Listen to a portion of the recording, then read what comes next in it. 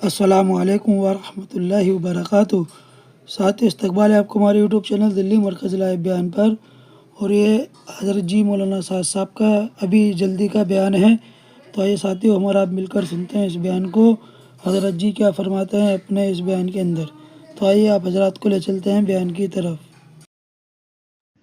مومن کہہ رہا ہے کہ میں نے چوری نہیں کی ہے، تو میں اپنی آنکھ کو جھٹلاتا ہوں کہ میری آنکھ نے غلط منظر دیکھا۔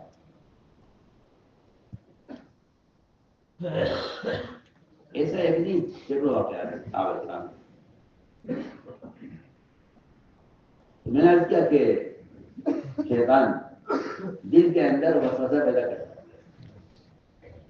یہ قرآن نے یہ کہا ہے، اے سارے ایمان والو اجتنبوا کثیرا من الظن، یہ بدگمانی سے اپنے آپ کو بچاؤ، بدگمانی سے بچو۔ اس لیے کہ بدگمانیاں یہ تو خود گناہ ہے، بدگمانی خود گناہ ہے، کیونکہ جب بدگمانی پیدا ہو جاتی ہے تو پھر آدمی اس بدگمانی کی وجہ سے تحقیق کرتا ہے کہ ایسا ہے یا نہیں۔ قرآن نے اختیار کیا ہے کہ بدگمانی گناہ ہے، اور بدگمانی کے بعد آدمی تجسس کرتا ہے کہ دیکھو ایسا ہے یا نہیں۔ بعد میں خبر شیطان خواب میں آ کر کسی کے بارے میں کوئی بات آپ کو بتلائے گا، اور اچھی شکل میں آ کر بتلائے گا، اور آپ اس بات کی تحقیق کریں گے کہ معلوم کرو کہ ایسا ہے یا نہیں۔ قرآن یہ کہتا ہے کہ اگر آپ تجسس کریں گے، یعنی آپ اس بات کی حقیقت کو تلاش کریں گے جس کی آپ کے دل میں شیطان نے بدگمانی پیدا کی۔ تو قرآن نے پہلے یہ کہا بلا تجسس، کسی کی عیب گئی مت کرو، کسی کا عیب تلاش کرو۔ اگر تم نے یہ کیا اور تمہیں کوئی بات نظر آ گئی تو پھر تم غیبت سے بچ نہیں سکو گے۔ آگے قرآن نے غیبت کا ذکر کیا ہے، پہلے بدگمانی، پھر تجسس، پھر غیبت۔ اس لیے فرمایا کہ شیطان وہ بدگمانی پیدا کرتا ہے دلوں میں، اس پر آدمی اس بدگمانی کی وجہ سے تحقیق کرتا ہے کہ دیکھو ایسا ہے یا نہیں۔ تو ہے کہ مومن کے گناہ کی تحقیق کرنا، مومن کے گناہ کی تحقیق کرنا یہ اس گناہ سے بڑا گناہ ہے جس نے کیا ہے۔ زنا سے زیادہ، زنا کرنے سے زیادہ بڑا گناہ اس کے زنا کو ثابت کرنے کی کوشش کرنا، اس کی تحقیق کرنا یہ زیادہ بڑا گناہ ہے۔ اس کے زنا کی خبر کرنا یہ زنا سے بڑا گناہ ہے۔ کیوں کہ زنا کی خبر کرنا غیبت، اور زنا کی تحقیق کرنا دونوں حرام، حرام غیبت بھی حرام، تجسس بھی حرام، غیبت بھی حرام۔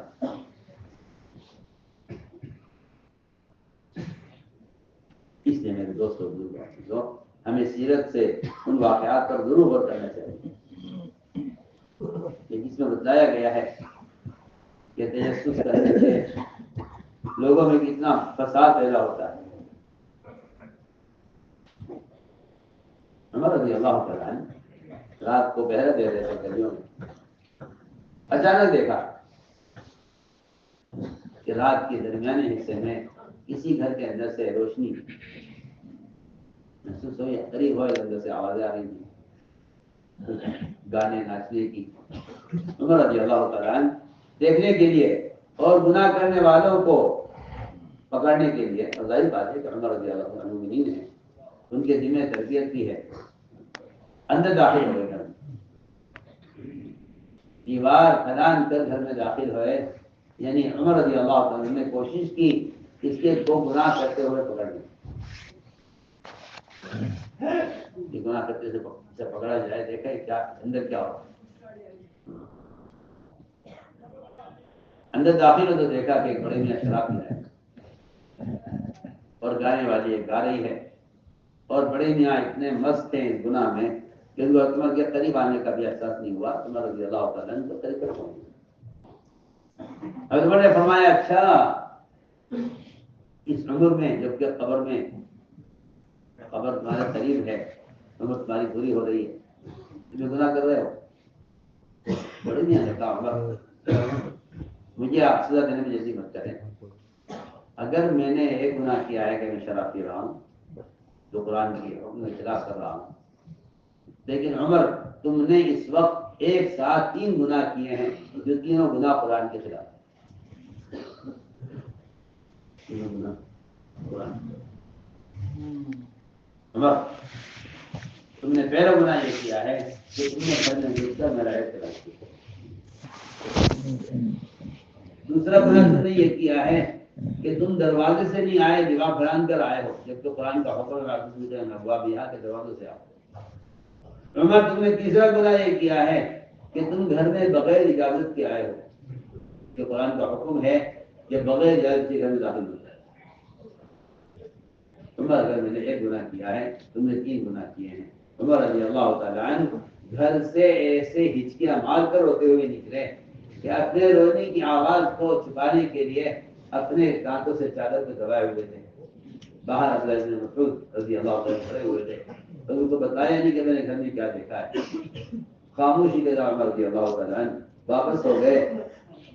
عمر رضی اللہ تعالیٰ عنہ کو اپنی رعایا کے شراب پینے کا غم نہیں تھا، اس وقت عمر رضی اللہ عنہ کو اپنے 3 گناہوں کا غم تھا کہ عمر تیری ماں تجھے ضائع کر دے اور اللہ تیرے 3 گناہ معاف نہ کیے، تجسس کا گناہ، اعتراض کرنے کا گناہ، اور گھر بغیر کے آنے کا گناہ، اور دروازے سے آنے کے بجائے دیوار پھلان کر آنے کا گناہ۔ اگر یہ 3 گناہ اللہ نے تیرے معاف نہ کیے تو تجھے تیری ماں ضائع۔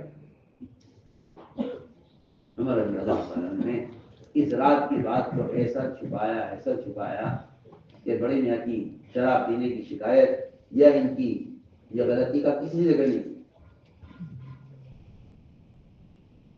ایک عرصہ گزر گیا، بڑی میاں نے مسکرانا چھوڑ دیا۔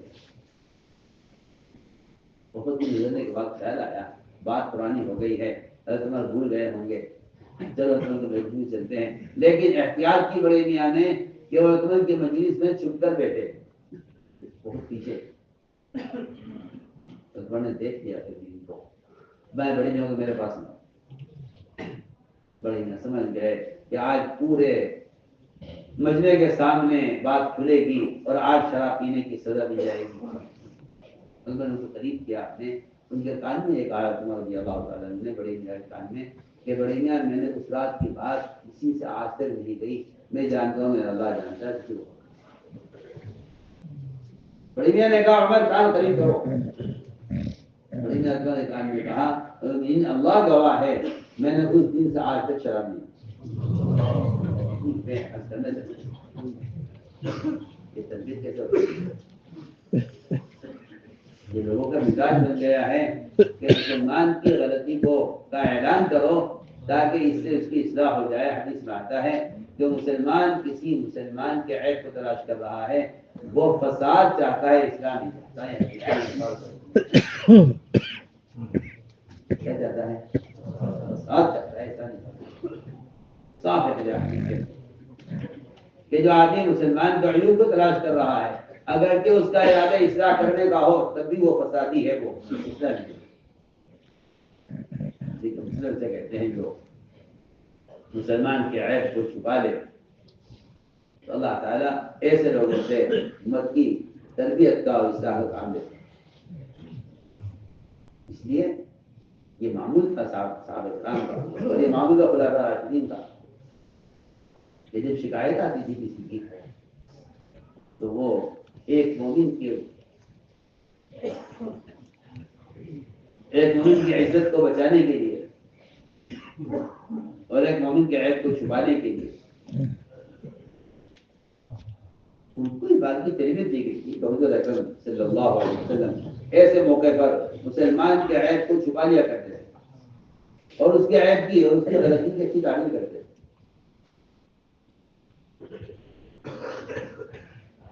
ایک لڑکی سے حضرت کے زمانے میں زنا ہو گیا، ظاہر بات ہے جب زنا ہو گیا تو اس کی بکارت اور اس کا پرانا کم ختم ہو گیا۔ تو لڑکی کی شادی کا کہیں سے پیغام آیا. تو اس کے والدین کو خیال یہ آیا کہ ہمیں لڑکی کا حال لڑکے والوں کو بتا دینا چاہیے کہ ہماری لڑکی کے اندر یہ عیب ہے، شادی کرو نہ کرو. لیکن لڑکی میں عیب ہے، ہمیں لڑکے والوں کو بتا دینا چاہیے کہ ہماری بچی کے اندر یہ عیب ہے اور اس سے گناہ ہو چکا ہے.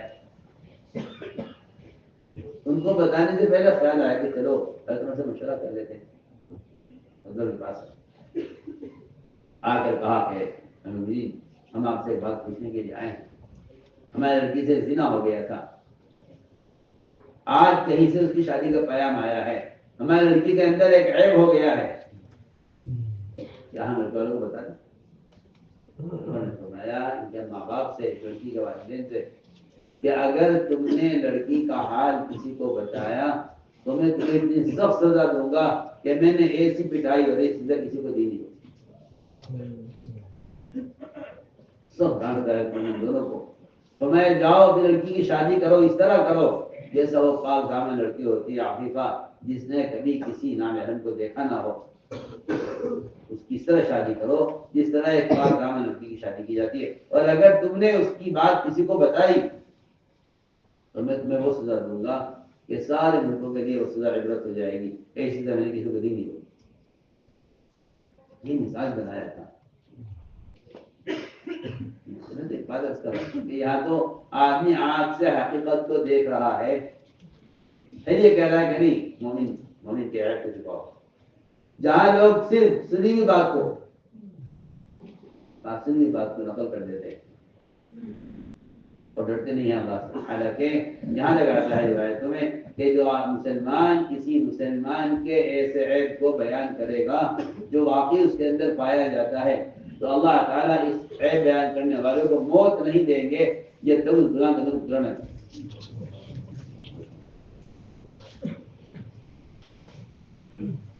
موت نہیں دیں گے جب تک یہ خود وہ گناہ نہ کر لے. جس گناہ کو اس نے بیان کیا ہے کسی کے، جب تک اس گناہ کو نہیں کر لے گا اللہ اس کو موت نہیں دے گا. ایسا ہونا چاہیے. ہمارا کام تو خوبیوں پر نظر رکھنا اور خوبیاں دیکھنا ہے. میں نے عرض کیا کہ بدگمانی کہاں شروع ہوتی ہے کہ شیطان دل میں بدگمانی پیدا کرتا ہے. تو اس بدگمانی پر آدمی بہت بڑے بڑے فیصلے کر لیتا ہے. میں نے عرض کیا کہ گمان اللہ کے ساتھ اور گمان اللہ کی مخلوق کے ساتھ، گمان اللہ کی مخلوق کے ساتھ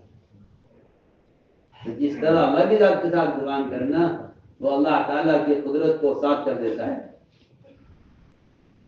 اور انسان میں نے جیسے شروع مثال عرض کی تھی کہ افغانستان کی آج شروع ہو گئی ہے وہ اللہ کے ساتھ گمان تھا. ابو دردہ کی آگ ٹھنڈی ہوئی ہے تو اللہ کے ساتھ گمان درست ہونا تھا. ایسے ہی اگر کوئی بندہ بندوں کے بارے میں اپنا گمان اچھا کر لے تو اللہ تعالیٰ بندوں کے گمان پر بندوں کے اگر اچھا گمان ہے تو اللہ ان کے گمان کے مطابق کر دیتے. اگر میں خیال کر لوں یہ پناہ شخص جو مظاہر بہت برا ہے مگر میرا گمان یہ ہے کہ نہیں یہ بہت اچھا ہے، تو میں کیا آپ کو بتاؤں کہ گمان ایسی طاقت ہے کہ جو ایک برے آدمی کی برائیوں کو اچھائیوں میں تبدیل کر دے اور اس کی خرابیوں کو خوبیوں میں تبدیل کر دے. آپ اور گمان ایسی طاقت ہے، گمان ایسی طاقت ہے کہ وہ ایک آدمی کے عیوب کو خوبی میں تبدیل کر دے. گمان ایسی طاقت. ایک صحابی تھے سعید بن عامر بن حزیم جمعی.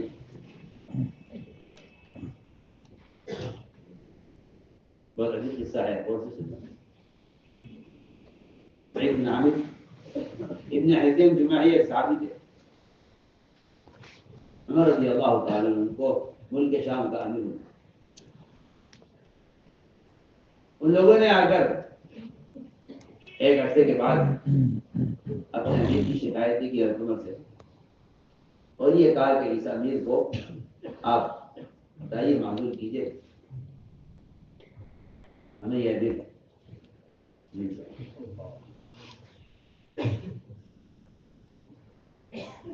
پہلی بات میں کرتا ہوں آپ سے کہ اپنے ذمہ داروں کی اور اپنے عمرا کی اور اپنے ساتھیوں کی شکایت کرنا، یہ حدیث میں اس کی سخت ممانعت ہے۔ آپ صلی اللہ علیہ وسلم نے فرمایا کہ آپ صلی اللہ علیہ وسلم سب سے بڑے مربی ہیں اور آپ کو جا کر لوگوں کا حال بتانا ضروری ہے تاکہ آپ اس کی اصلاح کریں۔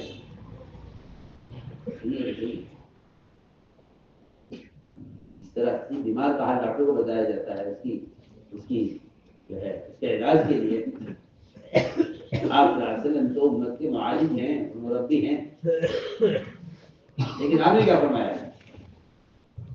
صحیح روایت ہے، آپ نے فرمایا کہ کوئی شخص میرے صحابہ میں سے میرے کسی صحابی کی میرے پاس شکایت لے کر نہ آئے۔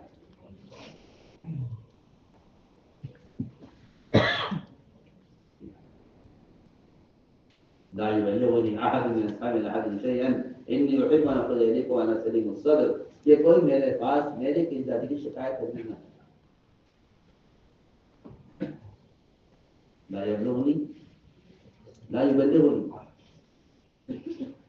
نہ مجھے شکایت کسی کی پہنچے اور نہ کوئی بالارادہ میرے پاس کسی کی شکایت کو لے کر۔ میرا دل یہ چاہتا ہے کہ جب میں تمہارے سامنے نکلوں تو میرا سینہ سب کی طرف سے صاف۔ یہ بہت اہم بات ہے۔ میں حیران ہوں اس بات سے کہ حضور اکرم صلی اللہ علیہ وسلم بجائے اللہ سے اپنے دشمنوں کی شکایت کرنے کے اپنے دوستوں کی شکایت کرتے اور ساتھ ہی اللہ تعالیٰ سے اپنے ساتھیوں کی شکایت کرتے ہیں۔ یعنی حیرت کی بات ہے، آپ صلی اللہ علیہ وسلم اپنے دشمنوں کی شکایت اللہ سے نہیں کر رہے اور ہم اپنے دوستوں کی شکایت اللہ سے کر دیتے ہیں۔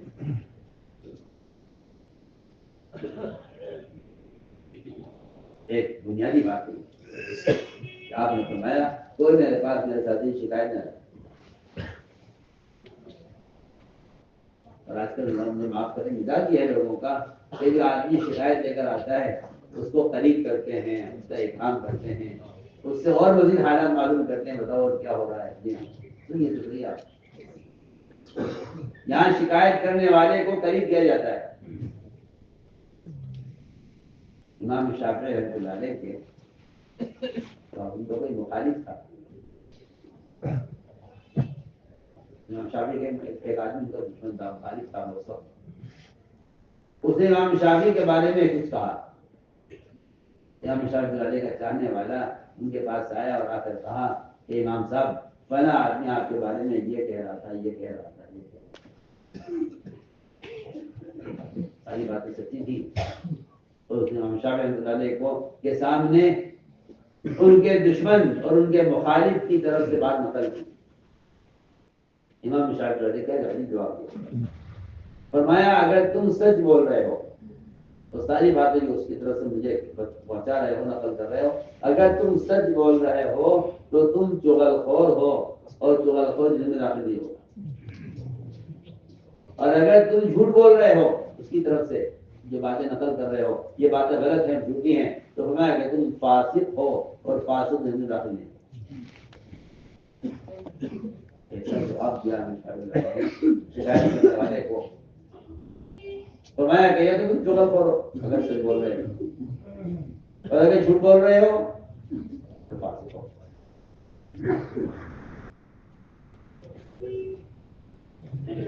صاحب اکرام کے درمیان اختلافات ہوئے تو لوگوں نے آ کر عبداللہ بن عمر سے کہا کہ آپ امیر کے بیٹے ہیں، اور آگے پوچھا کہ فلاں کے بارے میں ہم کیا، آپ کو کیا ہے، فلاں کے بارے میں آپ کو کیا ہے۔ اور صحابہ سے بھی یہ واقعات بہت منقول ہیں۔ کہ آگے پچھلے بھی غلط بارے میں نہیں آتا ہے، وہ فوراً قبلے کی طرف متوجہ ہوئے اور اس شکایت لانے والے سے کہا کہ تم مجھے قتل کرنا چاہتے ہو؟ نہیں چاہتا، میں تو آپ کے چاہنے والا ہوں، میں تو آپ کی رائے معلوم کرنا چاہتا کہ فلاں صاحب کے بارے میں آپ کی کیا رائے ہے۔ اگر تمہارا یہ کہنا کہ فلاں صاحب فلاں مووی کے بارے میں آپ کا کیا خیال ہے، بس یہ مجھے قتل کرنے کی طرح ہے، یہ ٹھیک بات ہے۔ اور ان سے رخ پھیر لیا، قبلے کی طرف ہو گئے اور دعا کی، اور دعا یہ کی کہ اے اللہ، جس شخص کے بارے میں یہ آدمی یہ کہہ رہا ہے، اے اللہ، میں تو شخص کو جو اس کو میرا گمان تو اس کے بارے میں بہت اچھا ہے، مگر یہ جو کہہ رہا ہے غلط کہہ رہا ہے۔ تو میں نے عرض کیا کہ یہ تھا مزاج کہ وہ مسلمان کی غیبت یا مسلمان کے بارے میں غلط بات سننا برداشت نہیں کرتا۔ میں اس کی مثال رکھتا ہوں، انہوں نے امیر کی شکایت کی، اور لوگ اپنے امیروں کی اساتذہ کی شکایت کیوں کرتے ہیں؟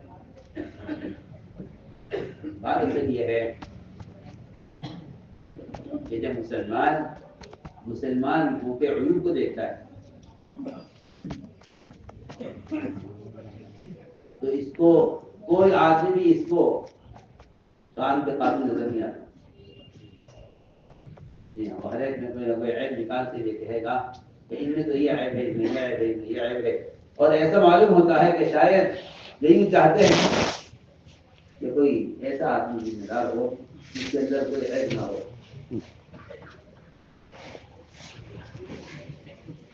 ہم ایک ملک کی شعبہ بنا دیتے،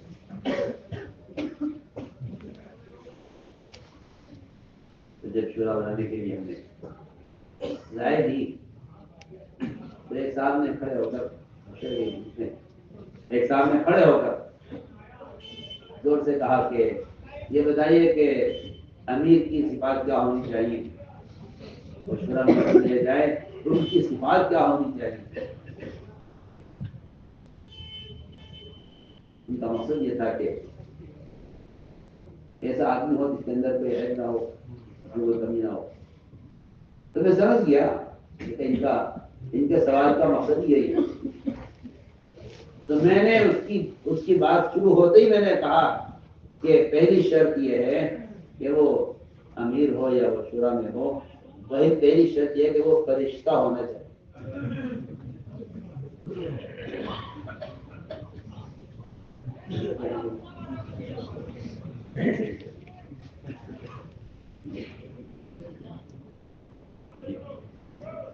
سمجھ گیا، وہ سمجھدار آدمی تھا، اس نے معافی مانگی، میں کہا مجھ سے غلطی ہو گئی، میں آپ کے اس جواب سے ہی سمجھ گیا ہوں، آپ نے کہا کہ وہ فرشتہ ہونا چاہیے، میں آپ کی جواب سے ہی سمجھ گیا ہوں کہ صرف معصوم یا ملائکہ ہیں یا انبیاء، ان سے نیچے کوئی معصوم نہیں، ان سے نیچے کوئی معصوم نہیں ہے۔ اللہ تعالیٰ نے فرما دیا کلکم خطاؤن، تم سب کے سب خطا کر۔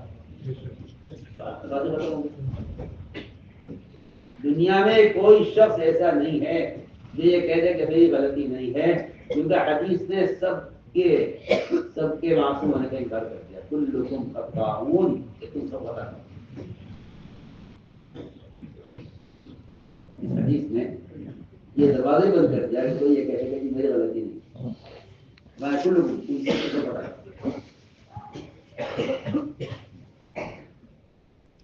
میں نے عرض کیا ان سے کہ ہاں میری شرط یہ ہے کہ وہ امیر فرشتہ ہونا چاہیے، تو یہ ہے لوگ تو گزر یہ صاحب ایسے ہوں، امیر صاحب ایسے ہوں، امیر صاحب ایسے ہوں، حالانکہ وہ انسان ہے، بشر ہے۔ بہت سے مشرکین نے آپ صلی اللہ علیہ وسلم کو اس لیے نبی نہیں مانا کہ وہ یہ دیکھا کرتے تھے کہ ان کے تو بہت سے کام وہ ہیں جو ہم بھی کرتے ہیں، کھاتے بھی ہیں، پیتے بھی ہیں، بازار بھی جاتے ہیں، صبح بھی خریدتے ہیں۔ تو کفار یہ کہا کرتے تھے کہ یہ وہ رسول ہے، ان کی زندگی ہماری زندگی ضروریات میں برابر ہے، عبادت بھی جاتے ہیں، صبح بھی خریدتے ہیں، جس کا بھاؤ بھی کرتے ہیں، یہ کو رسول ہے۔ اگر یہ اللہ کے رسول ہوتے تو ان کے لیے ایک باغ ہوتا یا ان کے لیے آسمان سے کھانا تیار اترتا. یہ کیوں بھوک کے لیے پریشان ہوتے ہیں اور یہ کیوں کوشش کرتے ہیں اس حاصل کرنے کی. جی ہاں, اور یہ بازار میں کیوں آتے ہیں اور یہ سر کیوں خریدتے ہیں. لہذا ہم ان کو رسول نہیں مانتے کیونکہ ان کا ضروریات کے پورا کرنے کا کی فکر ایسی ہماری بھی ایسی ہے تو ہم نے کیا کرا یہ کفار کا کرتے ہیں. ہمارے حضرت رسول ابو الطعام شبیر الاسواق یہ بھی تو رسول ہے. تو میں نے عرض کیا کہ انہوں نے حضرت عمر رضی اللہ تعالیٰ عنہ سے اپنے امیر کی شکایت کی. عمر رضی اللہ تعالیٰ نے ہر شکایت کو سن کر کہا کہ یہ تو بہت بڑی شکایت ہے اور یہ تو امیر کے اندر بڑا عیب ہے. پھر اگلی شکایت کی, کہا کہ اس سے بھی بڑی شکایت ہے. پھر تیسری شکایت کی, کہا اس سے بڑی شکایت ہے. پھر چوتھی شکایت کی, کہا اس سے بڑی شکایت ہے.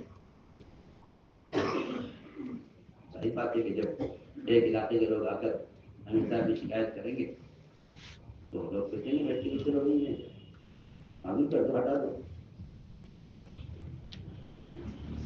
رضی اللہ عنہ ان ساری شکایتوں کو سن کر عجیب غصہ ہے. ان ساری شکایتوں کو سن کر اللہ قدم سمجھتے ہوئے اللہ اس آدمی کے بارے میں میرے پاس یہ باتیں ہوتی ہیں مگر میرا گمان اس آدمی کے بارے میں اچھا ہے. تو میرے گمان کی داد رکھ کر میرے گمان کے مطابق تو اس پر قادر ہے کہ تو ان ساری خرابیوں کو خوب یوں تبدیل کر. ایک آدمی کی شکایتیں کی جا رہی ہیں آپ فرما رہے ہیں کہ ہاں بڑی بڑی شکایتیں ہیں اور بڑے عیب ہیں اس کے اندر. مگر میں کہنا چاہتا ہوں کہ مومن کے بارے میں اچھا گمان دعا کیا اے اللہ جو کچھ جس نے بیان کیا میرے آدمی کے بارے میں جس کو میں نے امیر بنایا, اے اللہ جو کچھ نے بیان کیا ہے تو ان کے سارے خرابیوں کو میرے گمان کے مطابق کر دے. میرا گمان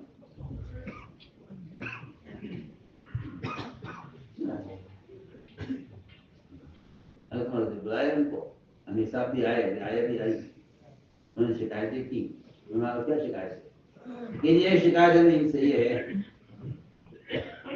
کہ یہ رات کو جلدی سو جاتے ہیں اور صبح تک درمیان میں اگر کوئی مسئلہ پیش آ جائے کوئی تقاضا پیش آ جائے تو یہ ملاقات نہیں کرتے ہیں, دروازے نہیں کرتے. بات پیش آ گئی. ایک شکایت میں ان سے یہ ہے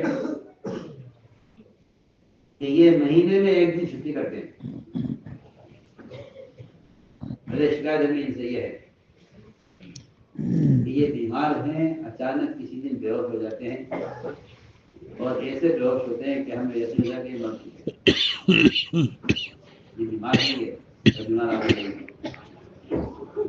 اور ایک بڑی شکایت میں ان سے یہ ہے کہ صبح سورج بلند ہونے تک یہ باہر نہیں نکلتے, بہت وقت گزر جاتا ہے اور ہم انتظار کرتے رہتے ہیں ان کے آنے کا, اور یہ صبح سویرے سے کام نہیں شروع کرتے. ہمیں ان سے یہ شکایت ہے.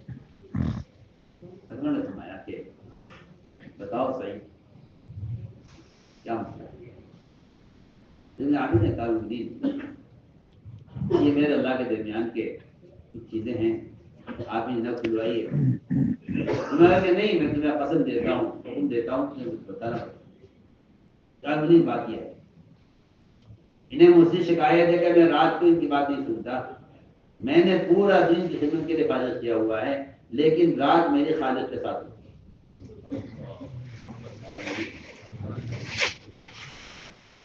رات میری خالق کے ساتھ ہوتی ہے, دن پورا کیا ہوا ہے. میں نے کہا کہ دن میرا مخلوق کے لیے ہے, رات میری خالق کے لیے. میں رات شروع ہوتے ہی مصلی پر کھڑا ہو جاتا ہوں اور صبح تک میں عبادت میں مشغول رہتا ہوں. میں ان سے کہا کہ دن تمہارے لیے ہے خدمت کے لیے اور رات میری مدد خالق ہے. میں اے اللہ تیرا شکر ہے کہ تو نے عمر کے قرآن کے مطابق اس عیب کو کوئی بنا. لیکن اگلی بات یہ ہے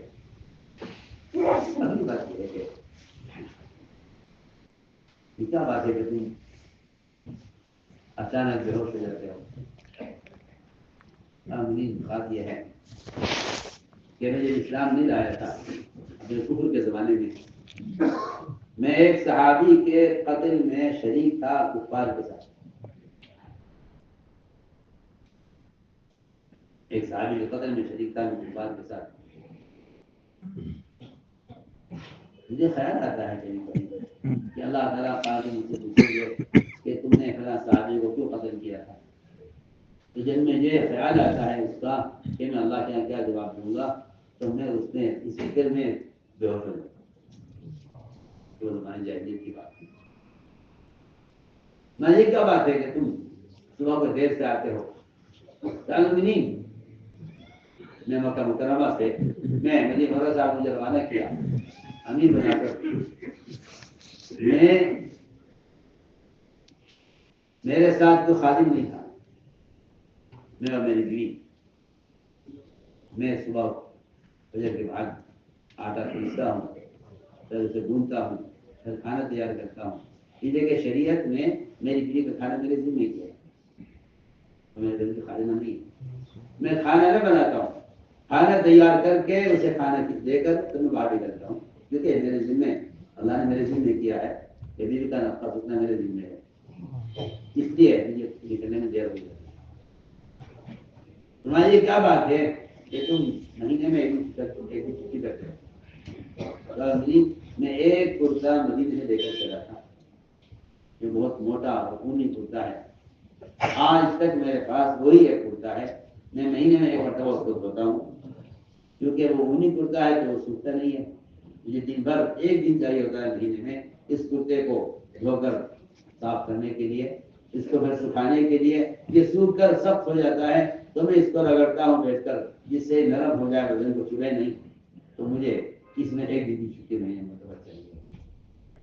تو میں نے تو کیا کہ یہ ساری شکایتیں اور یہ ساری خرابیاں ان کے التمن کے گمان کی وجہ سے اللہ سے کہا ہے اللہ میرے ساتھی بنانے کی بات نہیں ہے, تو اس کے اس خرابی کو خوب میں تبدیل کر دے اور اس کی عیب کو اس کی اچھائی میں تبدیل کر. میں آج کل گمان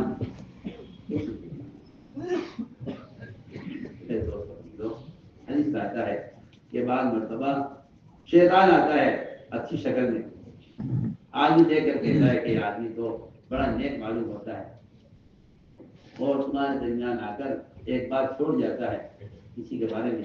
پھر تم آپس میں وہ باتیں تم آپس میں ایک دوسرے کو خبر کرتے ہو اس کی اور کہتے ہو کہ ہاں فلاں نے یہ بات کہی ہے. لگتا ہے کہ وہ بات کہنے والا شیطان ہی تھا جو تمہارے درمیان ایسی بات چھوڑ گیا ہے کہ جس سے تمہارے درمیان اختلاف پیدا ہو جائے. اس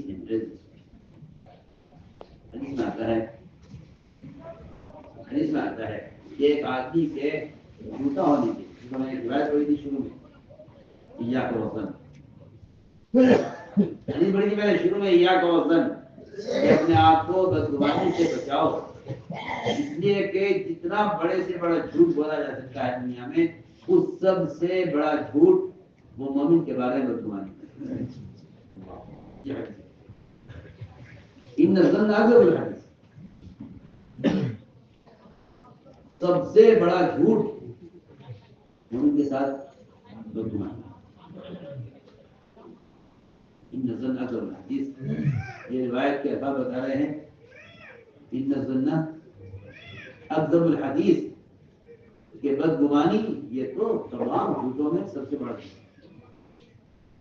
اور اگلی روایت تو عجیب ہے, فرمایا کہ ایک آدمی کے جھوٹا ہونے کے لیے اتنا کافی ہے کہ وہ سنی ہوئی بات کو آگے نقل کرے. میں مقصد سے ایک آدمی میں جھوٹا ہونے کے لیے اتنا کافی ہے کہ وہ سنی ہوئی بات کو آگے نقل کرے.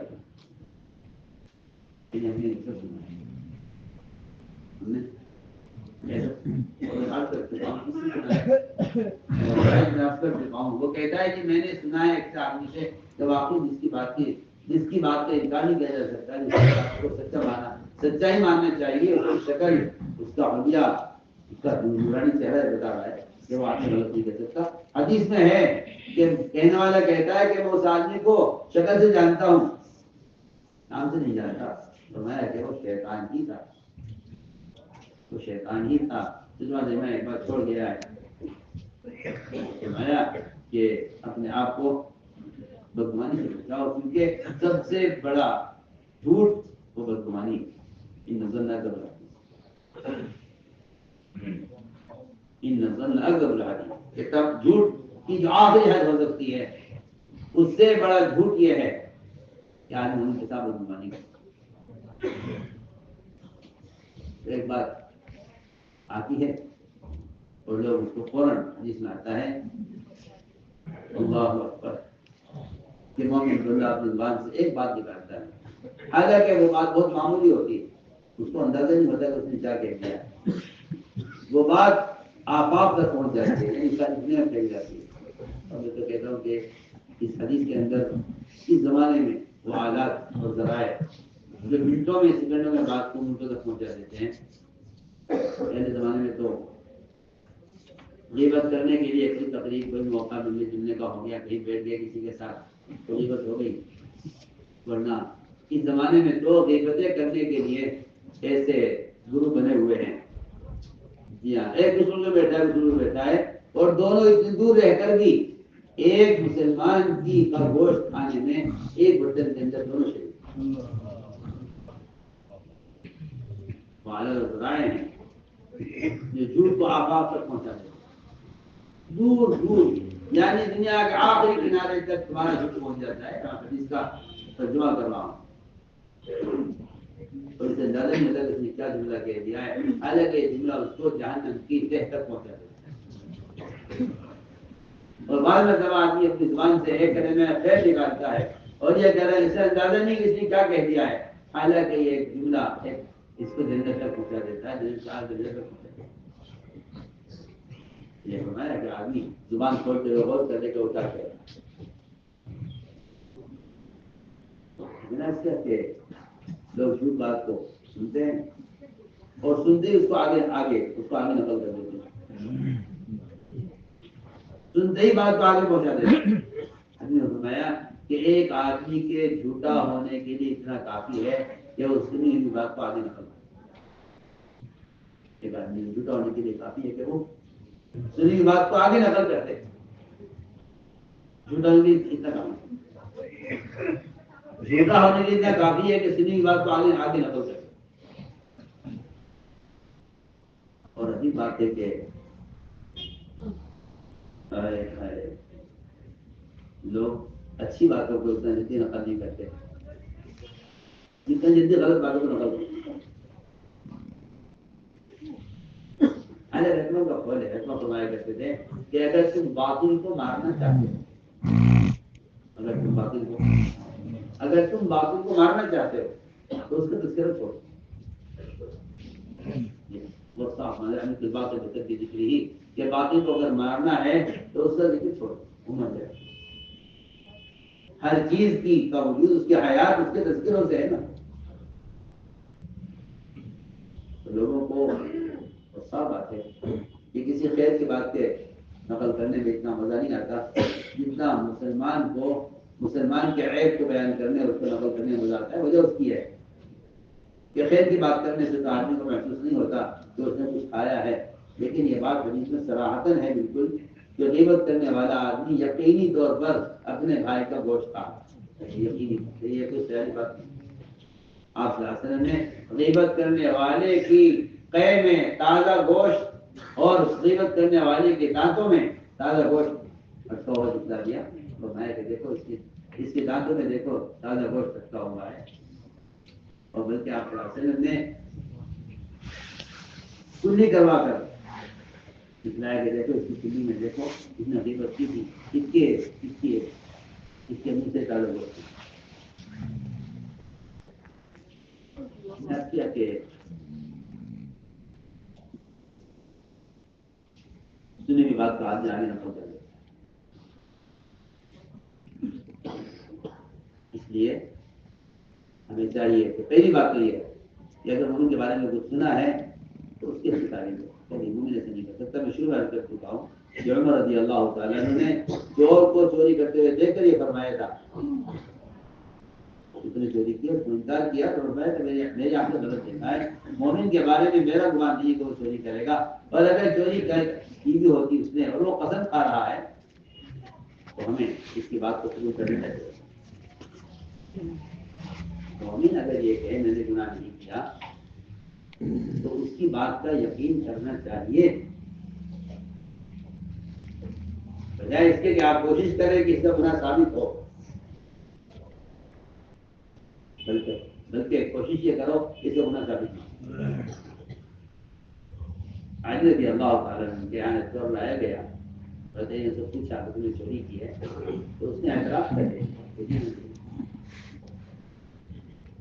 اس کی چوری اس کے اعتراف کے باوجود ایسی بات فرمائی کہ جس سے چوری ثابت نہ ہو۔ وہ تو کہہ رہا ہے تم نے چوری کی ہے، حضرت علی فرمایا نہیں تم نے چوری نہیں کی ہے۔ حضرت علی فرمایا کہ اونٹ سارے ایک ہی شکل کے ہوتے ہیں، تم نے اونٹ اپنا سمجھ کے کھودا ہوگا، وہ دوسرے کا نکلا اس لیے وہ نے چور کہہ دیا۔ اس نے کہا نہیں جی میں نے تو اپنا سمجھ کے، میں نے اپنا سمجھ کے نہیں دوسرے کا سمجھ کے کھودا تھا۔ فرمایا کہ ٹھیک ہے بلاؤ جلاد کو۔ حضرت پھر چلے گئے، کچھ دیر کے بعد آئے، فرمایا کیسے آنا ہوا؟ چور سے دوبارہ بات شروع کی ہے، مجلس تبدیل ہو گئی۔ ایک مجلس میں ہی علی رضی اللہ نے بات ختم کر دی، پچھلی بات ختم ہو گئی۔ اگلی مجلس میں اس چور سے پوچھا کیا تم نے چوری کی ہے؟ اس نے کہا میں نے چوری نہیں کی ہے۔ حضرت علی نے اس چور کو چھوڑ دیا۔ میں جواب کیا بات ہے؟ اس طرح میں نے اس مومن کے چوری کا اقرار کرنے پر اقرار کو قبول کیا تھا، تو مجھے اس کے انکار کو قبول کرنا چاہیے۔ اس میں آسان بات ہے۔ اگر مسلمان انکار کر رہا ہے چوری کا تو آپ قبول نہ کریں، اور اگر وہ اعتراف کر رہا ہے چوری کرنے کا تو آپ قبول کر لیجیے، کیا بات ہے؟ آپ نے اس کا اعتراف کو قبول کیا ہے نا، تو آپ کو انکار کو قبول کرنے چاہیے، بہت آسان بات ہے۔ یہ کیا انصاف ہے؟ جب وہ غلطی کا اعتراف کرے تو آپ کہتے ہیں ہاں ٹھیک ہے تم چور ہو۔ ایسا معلوم ہوتا ہے کہ تم مسلمان کو چور بنانا چاہتے ہو، چور بنانا چاہتے، یہ ہے اندر کا فساد، چاہے وہ کتنے بڑے اصلاح کرنے والے ہوں، لیکن اگر ان کے دل میں مسلمان کو چور بنانا ہے تو پھر اس کا پورا مطلب یہ ہے کہ یہ مسلمان کی اصلاح اور مسلمان کی عزت چاہتے ہیں۔ یہ واقعات بتا رہے ہیں کہ تب تو اس کے دل میں اس مسلمان کی عزت اور ان کا احترام اس کے دل میں نہیں، کیونکہ اس نے اس کے چوری کے اعتراف کو تو قبول کر لیا، وہ انکار کر رہا ہے تو قبول نہیں کر فرمایا جس طرح اس کا اعتراف قبول کر لیا تھا کہ اس نے چوری کا اعتراف کیا ہے، میں اس کے انکار کو بھی تو قبول کروں کہ وہ کہہ رہا میں نے چوری نہیں کی۔ کیا وجہ ہوئی ہوگی تو اس نے پہلے اعتراف کر لیا، انکار کر رہا ہے، میں اس وجہ میں جاتا ہی نہیں۔ میں تو جس طرح اس کے اعتراف کا یقین کر رہا تھا ایسے میں اس کے انکار کا بھی یقین کرتا ہوں۔ میں نے عرض کیا کہ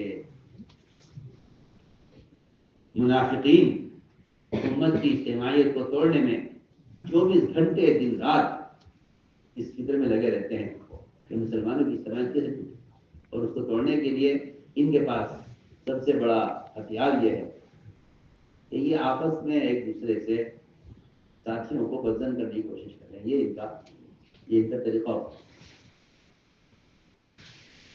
ساتھیوں کو ایک دوسرے سے بدزن کرنے کی کوشش کرتے ہیں، یہ ان کا طریقہ ہوتا ہے۔ میں تو ایک واقعہ سناتا ہوں جو عجیب و غریب واقعہ ہے،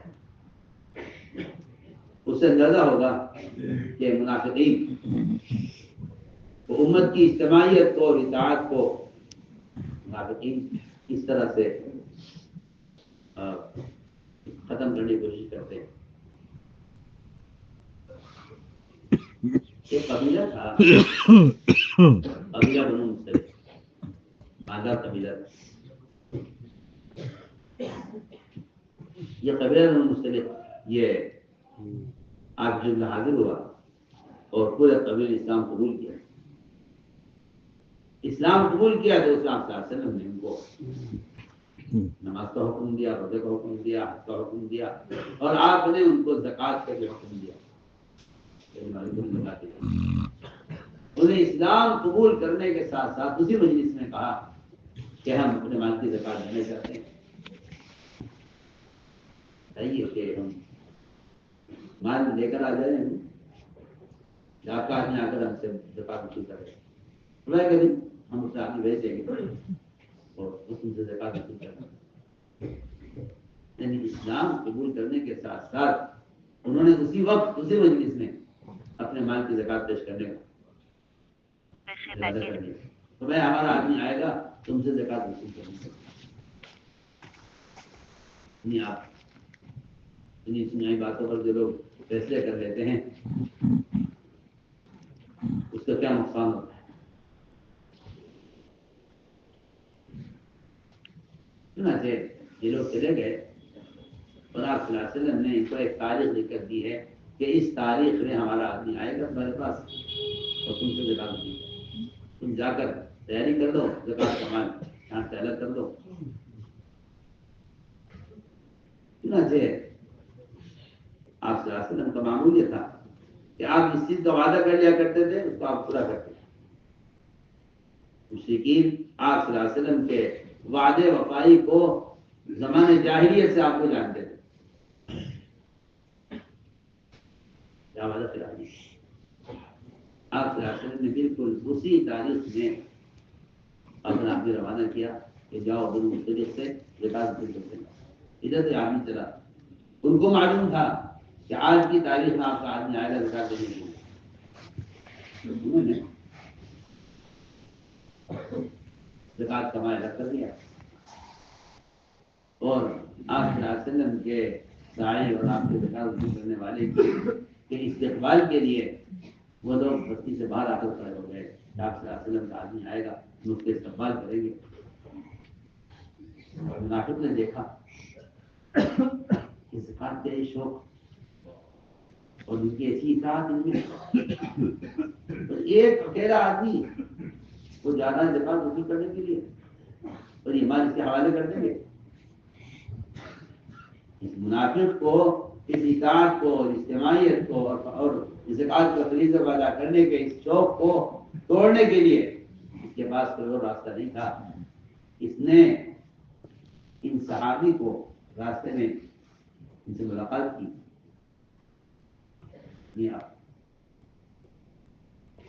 ان سے ملاقات کے راستے اور ان کو بہت خیر خواہ بن کر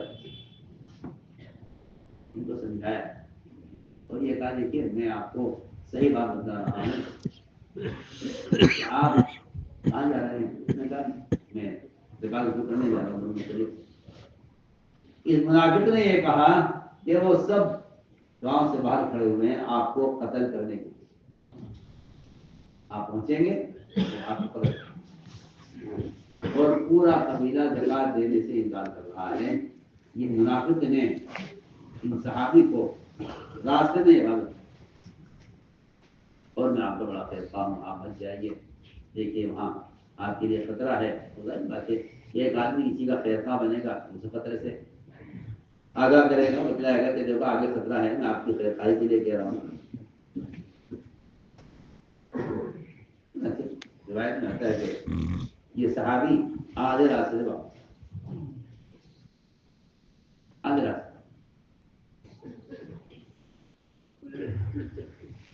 آ کر کے رسول اللہ میں تو جا رہا تھا لیکن راستے میں پتہ چلا کسی نے خبر دی ہے کہ وہ لوگ میرے قتل کے لیے باہر کھڑے ہوئے ہیں. حالانکہ وہ استقبال کے لیے کھڑے تھے. منافق نے بات کو غلط طریقے سے پیش کیا اور سب زکات سے انکار کر رہے ہیں یا آدھے راستے سے حساب واپس آ کر آپ کا انکار کر دیا کہ یہ حالات ہیں. آپ نے مشورہ کیا صحابہ سے کیا کیا جائے. مشورے میں طے ہوا کہ رات کا انتظار کیا جائے اور رات کو ایک دستہ ہتھیار دے کر صحابہ کو بھیجا جائے اور اچانک رات کو حملہ کیا جائے ان پر اور پورے قبیلے کو قتل کر دیا. بہت عجیب قصہ ہے. پورے قبیلے کو قتل کر دیا جائے. انہوں نے زکات دینے سے انکار کیا ہے. ہمارے آدمی کے قتل کا ارادہ کیا ہے. پورا قبیلے کو قتل کر دیا. اس پر فیصلہ ہو گیا.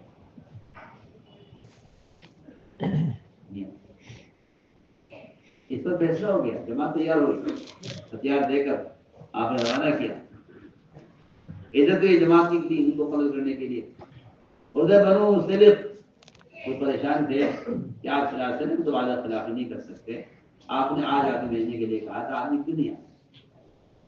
بعض نے کہا کہ اوہو ہماری کمائی میں اس کا شاید حرام کا داخل ہو گیا ہے, یہ ہماری کمائی صحیح نہیں ہے, اس لیے اللہ نے ان کو ہماری زکوٰۃ کا مال دینے سے روک دیا ہے. یہ ان کی کمائی حلال نہیں, ان کی زکوٰۃ وصول نہ کرو, ان کی زکوٰۃ قبول نہ کرو. انہیں یہ فکر ہو گیا کہ چلو چلتے ہیں, اللہ نے پوچھتے جا کر کہ آپ نے آدمی کیوں نہیں بھیجا. ادھر سے یہ چلے آپ کی سنت آنے کے لیے, ادھر سے دستہ چلا ان کو قتل کرنے کے لیے. راستے میں ملاقات ہوئی, پوچھا من القوم, تم کون لوگ ہو؟ ہم تو بنو مختلف ہیں. تو تم کون ہو؟ ہم تو تمہیں قتل کرنے کے لیے آئے. کیوں, کیا بات ہو کہ تم نے یہ کہا ہے زکوٰۃ نہیں دیں گے, اور تم نے اللہ کے نبی کا آدمی کو قتل کرنا چاہتا ہے. دونوں آپس میں ملے, واپس ہوئے. اس پر آیت نازل ہوئی قرآن کی. سارے ایمان والوں کو اللہ نے مخاطب کر کے کہا, اے تمام ایمان والوں, اگر کوئی فاسق تمہارے پاس خبر لے کر آئے, دیکھو تم اس پر کوئی فیصلہ مت کر لینا, بلکہ تحقیق کر لینا. ایسا نہ ہو کہ تم کوئی ایسا قدم اٹھا لو کہ تم ایسی کوئی فیصلہ کر لو جس سے تمہارا ویسا نقصان ہو کہ پھر اس نقصان کی تلافی نہ ہو سکے, سوائے ندامت اور حسرت کے تم باقی نہ رہے. انہوں نے عرض کیا کہ یہ تھی بات ہے, اس میں آپس کی اجتماعیت کے اسباب ہیں. یہ فرمایا کہ بدگمانی مت کرو, بدگمانی کے بعد پھر تحقیق مت کرو, تجسس مت کرو. اور آگے فرمایا اللہ کا حسد, ایک دوسرے کی نعمت پر حسد مت کرو. مومن کو چاہیے مومن کی آئی غبطہ کرے, حسد نہ کرے. کیا فرق ہے غبطے میں حسد میں؟ تو دیر میں آیا سے پوچھا گیا کہ مومن منافق میں کیا فرق ہے؟ فرمایا کہ مومن منافق میں فرق یہ ہے کہ مومن غبطہ کرے گا اور منافق حسد کرے گا. مومن غبطہ کرے, منافق حسد کرے. منافق کی کوشش ہوتی ہے کہ اس کی نعمت کو کس طرح ضائع کیا جائے. اس لیے منافق وہ دین کے کام معامل نہیں ہوتا, بلکہ اس کوشش ہوتی ہے کہ اس کی نعمت کو ضائع کیا جائے کسی طرح. اور مومن رشک کرتا ہے کہ اللہ تو نے جو نعمت نے اس کو نہیں مجھے بھی دے. مومن رشک کرتا ہے اور منافق حسد کرتا ہے, دونوں میں فرق. اس لیے فرمایا کہ حسد کرنے والا تو وہ نیکیوں سے محروم ہو جاتا ہے اور مزید نیکیوں کے اس کی توفیق حاصل کر لی جاتی ہے.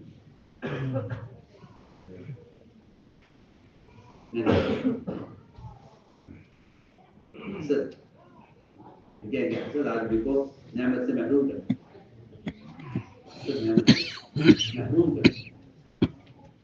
حسد کرنے والا اللہ تعالیٰ کی تقسیم سے اختلاف کرتا ہے.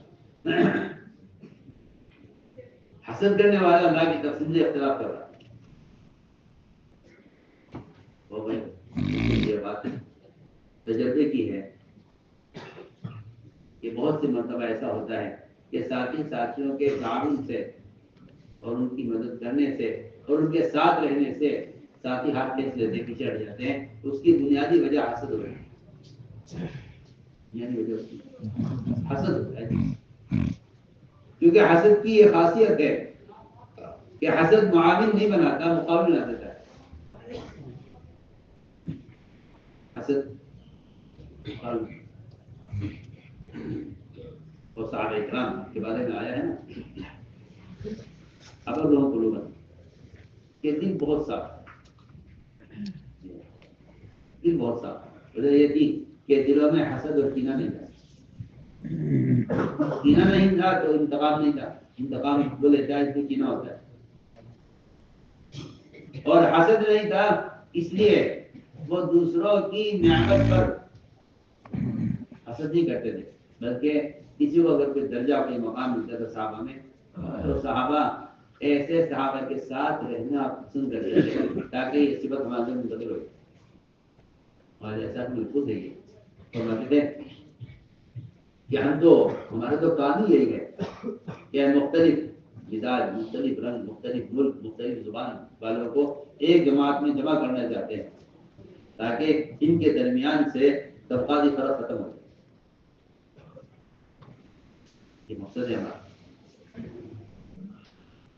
کہ مالدار اور غریب انہیں دونوں کو ایک جماعت میں جوڑا گیا ہے اسی لیے تاکہ اس غریب کے اندر سے مالدار کے مال کا حاصل ختم ہو اور اس مالدار کے اندر اس غریب آدمی کی مدد کا تقاضا پیدا ہو. ہم تو ان کو آپس میں ملاتے اس لیے ہیں تاکہ ان کی صفات منتقل ہو. صحابہ اکرام کے مزاج تھا کہ جب وہ کسی کے بارے میں کوئی خیر کی بات سنتے تھے اس بات کی کوشش کرتے تھے کہ ہم اس کے ساتھ رہیں، ہم اس کے ساتھ رہیں. ہاں یہ نہیں کہ اس کو ہٹاؤ، یہ نہیں اس کے ساتھ رہو. آپ صلی اللہ علیہ وسلم نے اپنے صحابہ میں سے بعض کے فضائل صحابہ نے بیان کیا.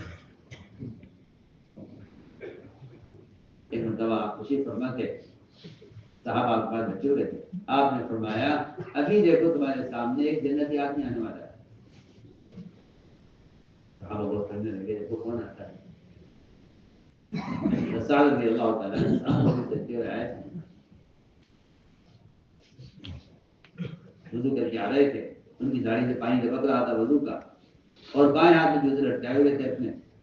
وہ آئے سامنے، فرمایا کہ آدمی جنتی. اگلا دن ہوا پھر اعلان ہوا، تیسرے دن ہوا پھر اعلان ہوا. 3 دن تک ان کے بارے میں اعلان ہوتا رہا کہ آدمی جنتی ہے.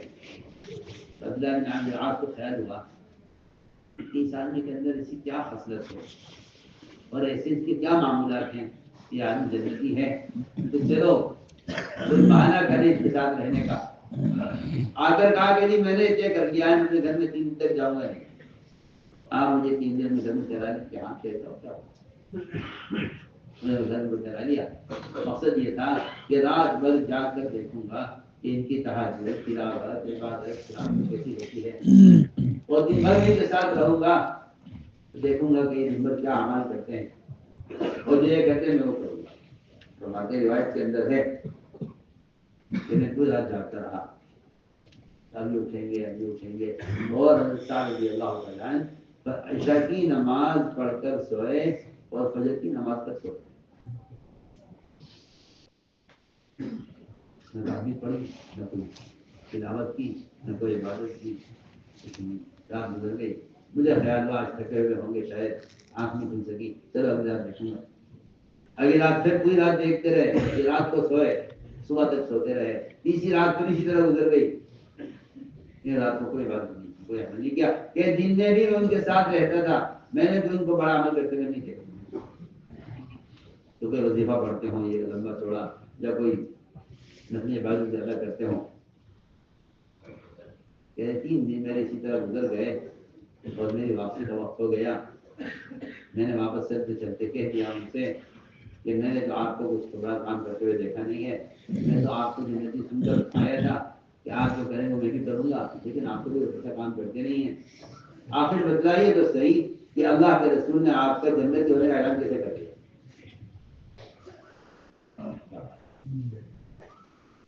انہوں نے کہا بھتیجے بات یہ ہے کہ میرا تو معمول یہ ہے کہ آپ نے دیکھا ہے. یہ بھی نہیں کہا انہوں نے کہ میرا 2-3 دن سے میری آنکھ بازو میں نہیں کھل رہی ہے. کہا جی بھتیجے میرا معمول تو یہ ہے کہ تم نے دیکھا ہے. میں ان کے عمل کو حقیر سمجھ کر جب چلنے لگا تو انہوں نے مجھ سے کہا کہ ہاں دیکھو اتنی بات ضرور ہے کہ میرے اندر ایک صفت یہ ہے کہ اگر اللہ تعالیٰ نے کسی شخص کو کسی خیر سے نوازا ہے تو مجھے اس پر حسد نہیں ہے. میں آپ کو کام یہ جو ساتھی میں کام میں تعاون نہیں کرتے اور تعاون کرنا تو دل کی بات ہے، ان کے کام میں رکاوٹ بنتے ہیں، یہ صرف حسد کی بیماری اور کچھ نہیں.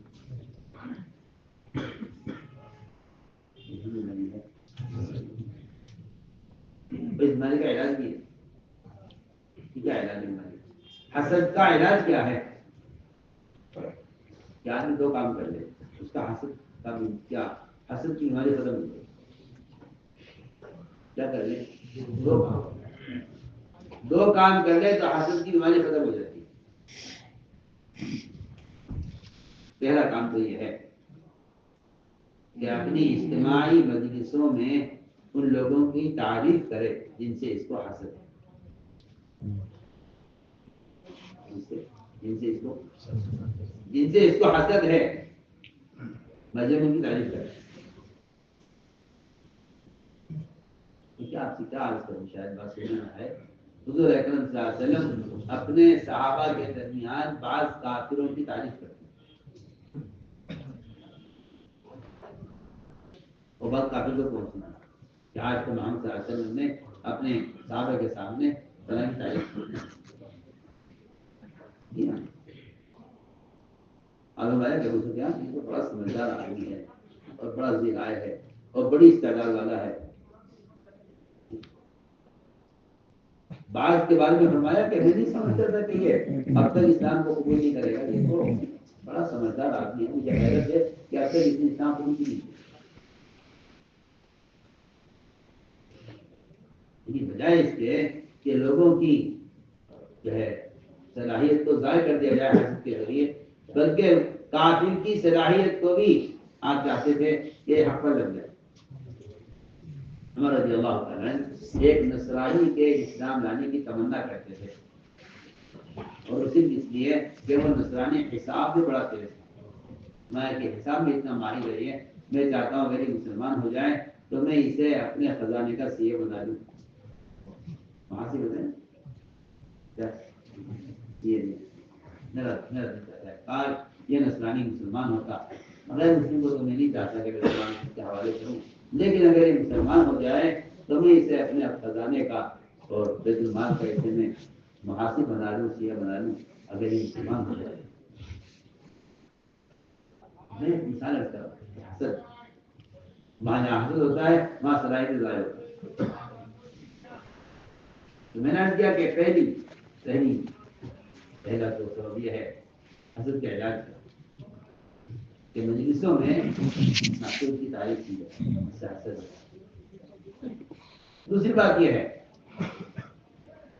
کہ تنہائیوں میں اس کی اس نعمت کو باقی رکھنے کی دعا کی جائے جس کی نعمت پر آپ کو اس سے حسد ہے. جس نعمت پر حسد ہے اس نعمت کو باقی رکھنے کی اللہ جو نے اس میں نعمت دی ہے، اللہ اس کی نعمت کو باقی رکھے. یہ دیکھ آپ سے کہتا ہوں کہ یہ حسد کا علاج ہے کہ تنہائی میں محسود کے لیے دعا ہو اور اجتماع مجلسوں میں محسود کی تعریف. یہ دو چیزیں ہیں جس سے آدمی کے اندر سے حسد کی بیماری لوگ شکایت کرتے ہیں کہ کافی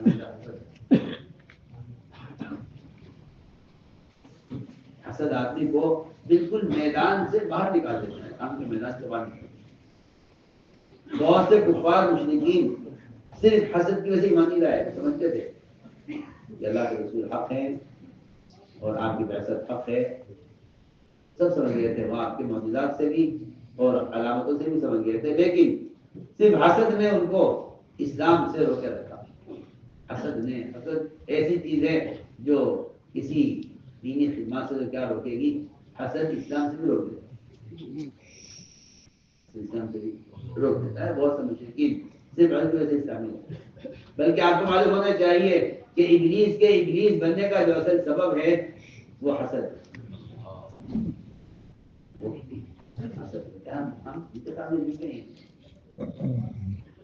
آپ نے یہ درجہ آدم کو کیوں دیا ہے؟ آپ نے میں کہتا ہوں کہ ابلیس کے سجدے سے انکار کا جو اصل سبب ہے،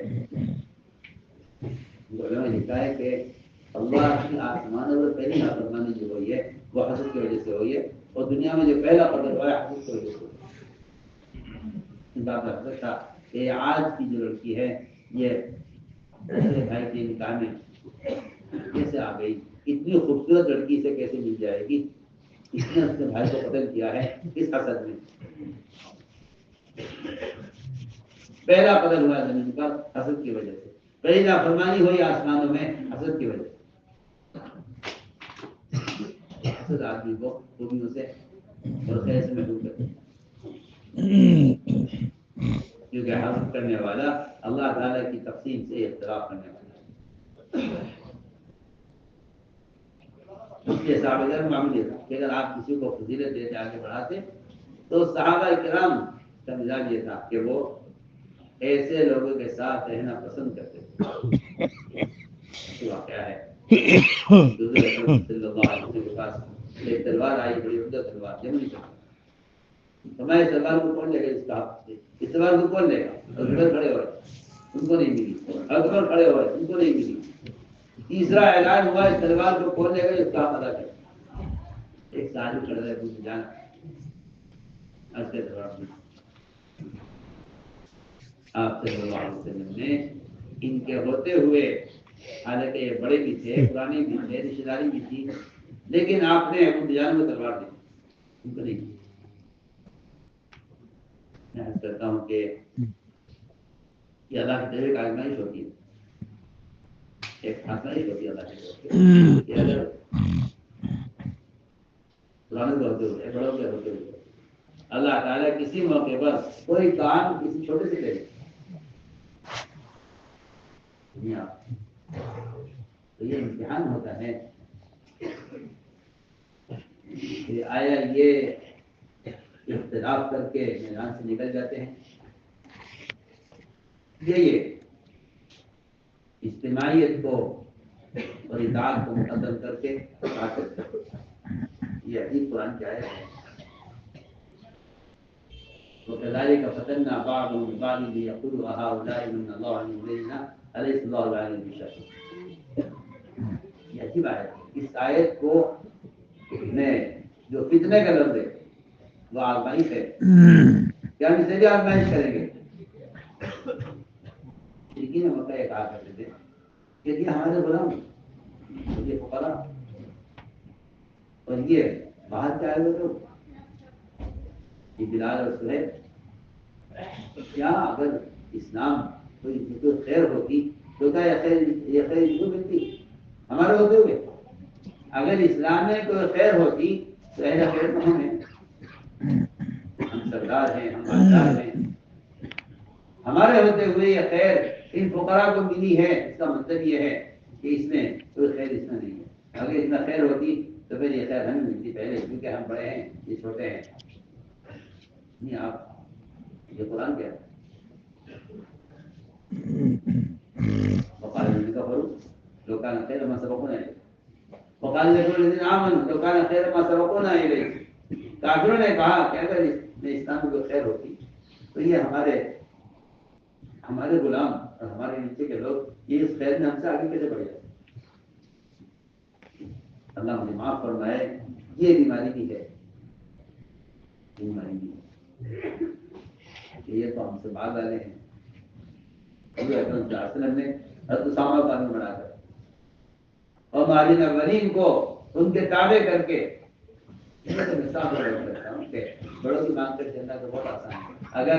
اگر کبھی امتحان کے لیے چھوٹے کو ذمہ بنا دیا گیا تو صحابہ کرام اس امتحان میں کامیاب ہوئے. صحابہ اس امتحان میں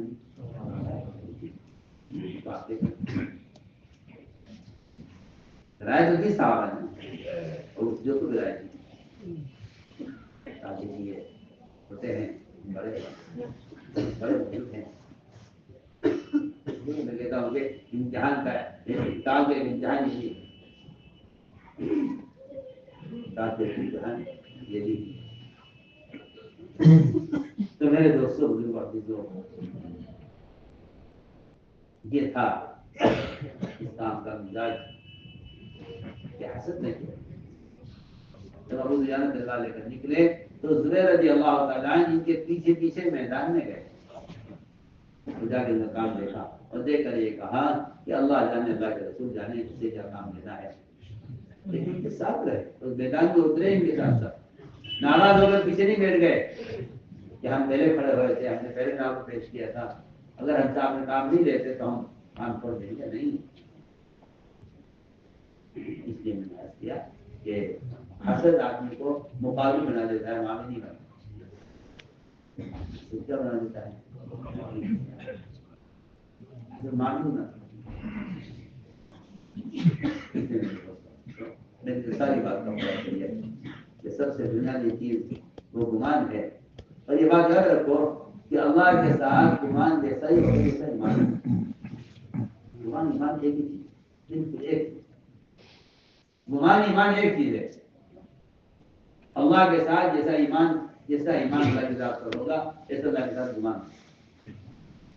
اسے اللہ سے بدگمانی خود سے کر دیتی ہے. اللہ سے بدگمان کو شکلیں کر دیتی ہیں جن شکلوں کا آدمی یقین کی خرابی کی وجہ سے اصل سمجھ لیتا ہے, وہ شکل اللہ سے بدگمان کرتا ہے. یہ سب سے پہلا کام یہ ہے کہ اللہ کی ذات پر ایسا ایمان لاؤ جو ایمان اللہ کے ساتھ ایمان کو ٹھیک ہے. ایمان کے ساتھ ایمان. اس لیے میں یہ ساری محنت اور کوشش یہ اپنے ایمان کی تحقیق کی ہے. کوئی شک نہیں ہے کہ ایمان کا کمال دعوت سے ہے. ایمان کا کمال دعوت سے ہے. قرآن نے تو صاف کہہ دیا بالکل کہ ایمان باللہ چاہتے ہو تو پھر یہ دو فریضہ ادا کرو. ایک بھلائی کا حکم کرنا, لوگوں کو برائی سے روکنا. یہ دو بنیادی فریضے ہیں جس سے ایمان کی تکمیل ہوتی ہے. یہ دو بنیادی فریضے ہیں جس سے ایمان کی تکمیل ہوتی ہے. فرمایا کہ اب المعروف و نہی عن المنکر, یہی دو بنیادی فریضے ہیں جس سے ایمان کی تکمیل ہوتی ہے. اور یہ دو فریضے ایسے بدنی فریضے ہیں کہ ہمیں چاہیے کہ اس کے لیے خود اپنی ذات کو استعمال نقل حقیقت کے جو احکام ہیں اور نقل حقیقت کی جو فرضیت ہے اور نقل حقیقت کے جو فضائل ہے وہ صحیح اسی لیے اس فریضے کو ادا کرنے کے لیے کہ جو حضور اکرم صلی اللہ علیہ وسلم نے اپنے ہر امتی کو دعوت کو اٹھایا. ہر امتی کو دعوت کو امت کے ذمہ فرض عین کیا تھا کہ اگر نقل حقیقت میں کمی آئی تو پھر اللہ کے عذاب کو دعوت دینا ہے. اور ایسا منصوب ہے کہ اس راستے میں نکلنے میں کوتاہی کرنا انہیں کا عذاب. اس لیے کہ اللہ کا عذاب جب آ جاتا ہے عمومی طور پر جب امت کے اندر منکرات عام ہو جاتے ہیں. کہ جب منکر سے روکا جائے گا تو پھر جب منکر ختم ہو جائے گا تو جو اسباب کے آنے کے ذرائع ہیں منکرات وہ اسباب بھی ختم ہو جائیں گے. تو عذاب بتایا جائے گا. روایت کے اندر ہے جو عذاب اللہ کے آسان مقدر ہو چکا ہے وہ مسلوق آباد میں مرکز سے ہٹا دیا جاتا ہے. اس کا مطلب ہی یہی ہے کہ جب لوگوں کو منکرات سے ہٹا کر نیکیوں کی طرف لایا جائے گا تو پھر جو عذاب اللہ کے آسان مقدر ہو چکا ہے اللہ عذاب کو ٹال. اس نے میرے دوست مومن کے پاس دعوت اللہ سے بڑھ کر مومن کے پاس اس سے بڑا کوئی ہتھیار نہیں ہے اور اس سے بڑا کوئی دفاعی طاقت نہیں. ہر مسلمان کو دین کی دعوت کو دکھایا تھا تاکہ اس کا دین محفوظ رہے. کیونکہ قرآن یہ کہتا ہے کہ سب سے پختہ قدم اس شخص کا ہے جو دعوت عبادت کو جمع کر لے. ایسے آدمی کے اندر ضرورت پیدا ہوگی اپنے آپ کو مسلمان ظاہر کرنے کی.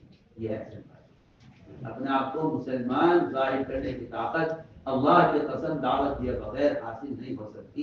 کوئی سا بھی زمانہ ہو کوئی صحابہ ہو, یہ تو بالکل پکی فیکٹری بات.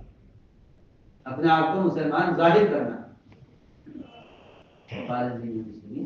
اس کا مطلب قول سے, اس کا تعلق قول سے نہیں ہے کہ مسلمان ایک مسلمان مسلمان.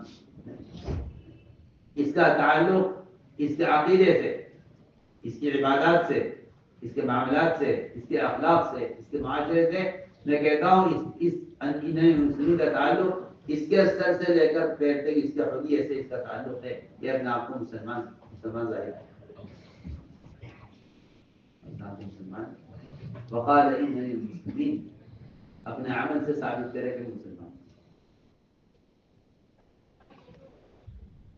عالم یہ بھی اس سے قول مراد دیا گیا, اس سے فعل مراد دیا گیا.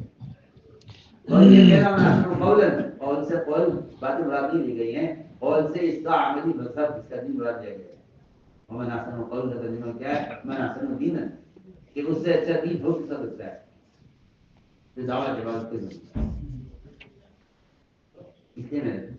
مسلمان کے پاس سب سے بڑی دفاعی طاقت اگر ہے تو اس کے پاس دعوت کا عمل ہے. اس کے بغیر مسلمان اپنے دین پر ثابت قدم نہیں رہ سکتا. حضرت تھے مسلمان کے دنیا میں رہنے کے صرف دو ہی رخ ہیں, یہ داعی بن کر رہے گا یا مدعو بن کر رہے گا. یہ داعی بن کر رہے گا یا مدعو بن کر رہے گا. اگر یہ حق داعی ہے تو باقی اس کو دعوت دینے میں ناکام ہو جائے گا, اور یہ حق داعی نہیں ہے تو باقی اس کو دین سے ہٹانے میں کامیاب ہو جائے گا. یہ واقعات ایسے بے شمار ہیں جو احادیث میں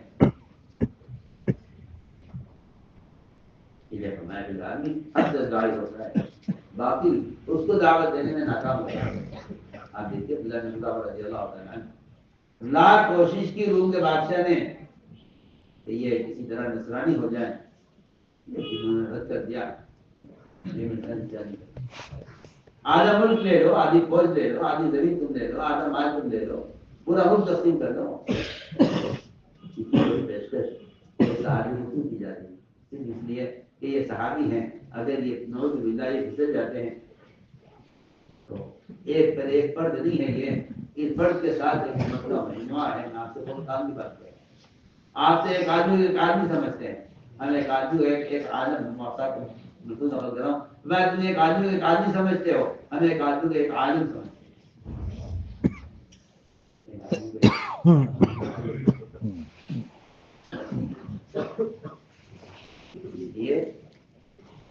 اس راستے سے پیچھے ہٹ جانا, جب میدان سے نکل جانا, یہ افتراق کا ایسا سبب ہے جس کی تلافی, جس کی معافی بہت ناممکن مشکل ہے.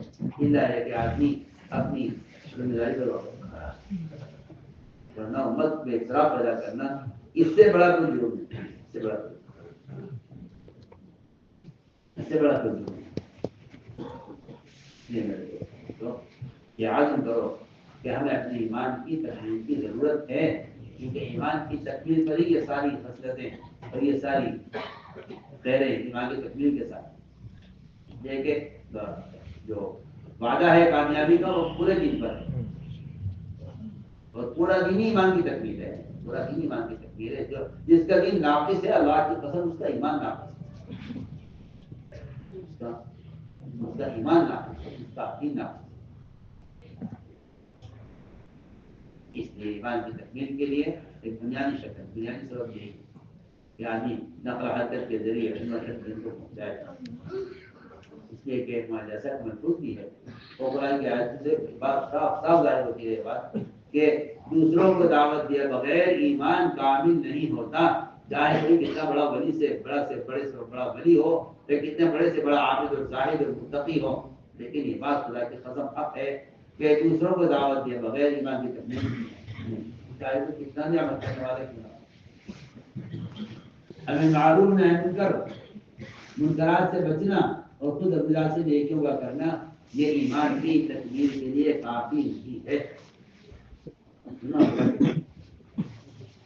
اپنی ذات سے ہر نیک عمل کرنا, اپنی ذات سے ہر منکر سے بچنا, اس ایمان کی تکمیل نہیں, اس ایمان کی تکمیل نہیں. عمل بالمعروف یعنی معروفات کا عمل کرنا, اور ایک آدمی کا سارے منکرات سے بچنا, کہ یہ ایمان کی تکمیل کا بھی سبب نہیں ہے. اور اگر میں اپنی بات کروں تو آپ کو تعجب ہوگا, یہ ایمان کے وجود کی بھی علامت ہے.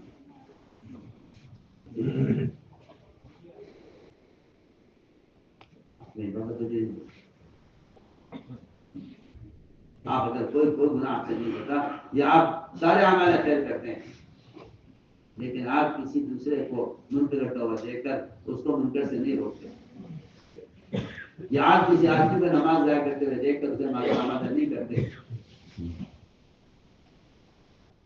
تو آپ کا ایمان اگر صرف آپ کو منکر کو دیکھ کر دل میں غم ہوتا ہے, لیکن آپ زبان سے ہاتھ سے منہ نہیں روکتے, تو آپ کا ایمان حدیث کی روشنی میں الفاظ میں سب سے کمزور ضعیف ترین ایمان ہے. کہیں بھی نہیں فرمایا یہ کہ آپ نظاتے میں سارے اعمال کریں تو آپ کا ایمان کامل ہے, کہیں ثابت. یہ حج کو فرض کیجیے, کہ اگر آپ منکر کو دیکھ کر دل سے غمگین ہو رہے ہیں، صرف زبانی کھول رہے ہیں، تو آپ کا ایمان سب سے کمزور درجے کا ہے. اور اگر آپ دل سے منکر کو دیکھ کر آپ کا دل میں غم نہیں ہوا یا آپ کا دل نہ دکھا منکر کو دیکھ کر، تو حدیث ہے کہ آپ کے دل میں ایمان کا ذرہ بھی نہیں. بتائیے آپ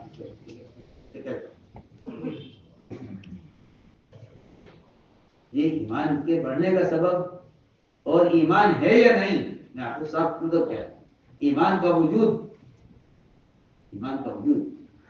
اس کی علامت یہ ہے کہ آپ لوگوں کو منکر کرتے ہوئے دیکھیں تو آپ کو چاہیے کہ اس کو منکر سے روکنے کی کوشش کریں. یہ آپ کے ایمان کی وجود کیا ہے. اس وجہ میں نے لکھا ہے کہ مجموعے کی اصلاح کی کوشش یہ ایمان کی تکمیل کا سبب ہے. تأمرون بالمعروف وتنهون عن المنکر وتؤمنون باللہ. یہ ایمان باللہ ایسے ہے کہ آپ لوگوں کو نیکی پر آمادہ کریں اور لوگوں کو سمجھائیں. اس حضور اکرم صلی اللہ علیہ وسلم نے اپنے صحابہ کو اپنے ایمان کی تکمیل پر محفوظ ہے. ہر سال 4 مہینے اس راستے میں نکلنے کو اگر اپنے دل زندگی نہ بنایا تو ایمان کو مزہ نہیں کر سکتے. بالکل انہی آیات انہی روایتوں کی روشنی میں ہے یہ بات بالکل حق ہے. تو میں ایسا فرماتے تھے میں اس کام کا کوئی نام رکھتا تو اس کا نام تحریک ایمان. یہ مزاج ہم کرو کہ ہمیں انشاءاللہ اس مزاج کے ساتھ اللہ کے ساتھ اپنی بات کو